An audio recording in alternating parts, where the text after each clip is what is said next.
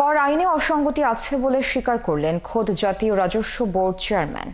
এটি দূর করতে মাঠ পর্যায়ে কথা বলবেন বলেও জানান এনবিআর এর কর্তা। দেশের ব্যবসায়ীদের সাথে বুধবার মতবিনিময় সভায় তিনি আরও বলেন, কর ভোগান্তি কমাতে সফটওয়্যার তৈরি করে দেয়া হবে, তবে সেটি কার্যকর করতে ব্যবসায়ীদের সহায়তাও চান তিনি। আরও জানাচ্ছেন জাহিদুল ইসলাম।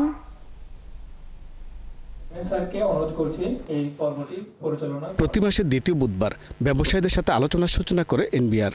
প্রথম সভায় আমন্ত্রিত অতিথিদের ফুল দিয়ে স্বাগত জানানো হয়।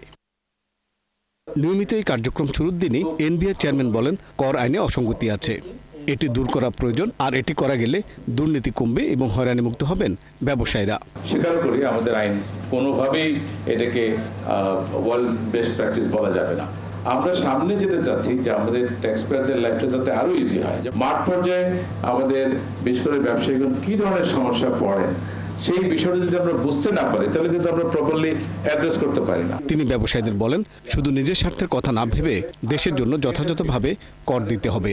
এই সিদ্ধান্তের ফলে আমার দেশ উপকৃত হচ্ছে কিনা, আমার দেশের 18 কোটি মানুষ উপকৃত হচ্ছে কিনা, শুধুমাত্র আমার উপকার হয় কিনা, আমার লাভ হচ্ছে কিনা, এটা যদি চিন্তা করেন তাহলে কিন্তু হবে না। ব্যবসায়ীরা যাতে হয়রানিমুক্ত থেকে কর দিতে পারেন সেজন্য এনবিআর এর কার্যক্রম অটোমেশনের সফটওয়্যার তৈরি করা হচ্ছে বলেও জানান তিনি।